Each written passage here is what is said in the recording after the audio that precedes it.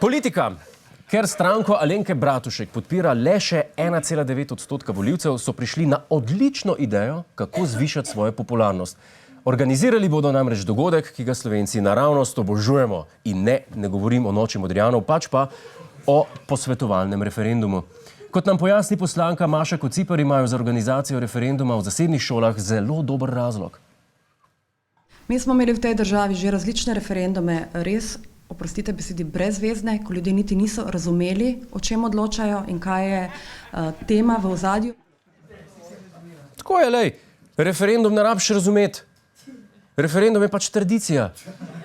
In tradicija je zato, da se ohranja. Tudi Pera Lovšina na študentskih žurkah meni ne razume, pa kje ti, to je tradicija.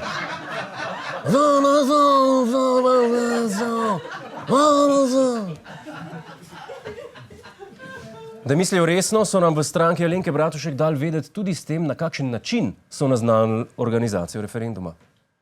Pompozno z 2 oprodama in visoko dvignjenim jasnim transparentom. Lahko začnemo? Ok, 2 oproda sta res, ampak transparent bi bil pa lahko malo višji. Mislim, mimogrede, a ne zgleda to vse skupaj malo žalostno? Če prineseš transparent na lastno tiskovko, je, če bi všečku lastno Facebook objavil. Še posebej, če je to edini všeček, ki ga ta izjava dobi. So v stranki Alenke Bratušek vsaj odločni, kakšno naj bo referendumsko vprašanje. Ne samo, da so odločni, še na pamet so se ga naučili. Še enkrat, naše vprašanje, ga bom še enkrat pokazala, je, ali se strinjate, da se v ustavi jasno zapiše, mi mislimo, da je že sedaj jasno, ampak očitno ne, zapiše, da je država dolžna financirati samo zasebne šole. Samo javne šole, pardon. Samo javne osnovne šole. To, da se financira to in zasebno javne. Slaba novica glede vprašanja je, da tudi njim ni jasno. Dobra novica pa je, da nam referendumska vprašanja nikoli niso bila jasna. Edina jasna stvar na njihovi tiskovki je ozadje, ki jasno prikazuje, kaj se dogaja z njihovo stranko. 2016 do 2019.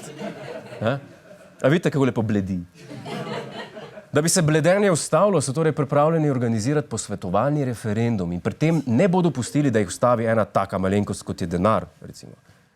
Skoraj 3,5 milijone na leto in če to recimo prenesemo v bolj razumljive številke, s tem denarjem bi lahko stranka poskrbela za povprečne pokojnine 5468 upokojencev.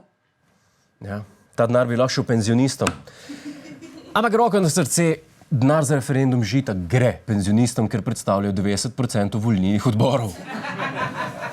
Pri celotni novici pa je najbolj fascinanten podatek, da bi se na referendumu, ki nastane dobrih 3 milijone evrov, odločali o financiranju zasebnih šol, ki nas letno stane 300 000 evrov. Rešitev se torej ponuja na dlani. Enostavno ne izvedemo referenduma in s tem denarjem plačamo 10 Lamborghini Spiderjev. Recimo.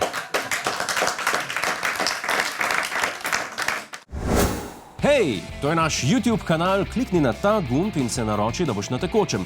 Polajkaj pa nas tudi na Facebooku in na Twitterju, pa na ulici, pa na kakšnem javnem WC-ju.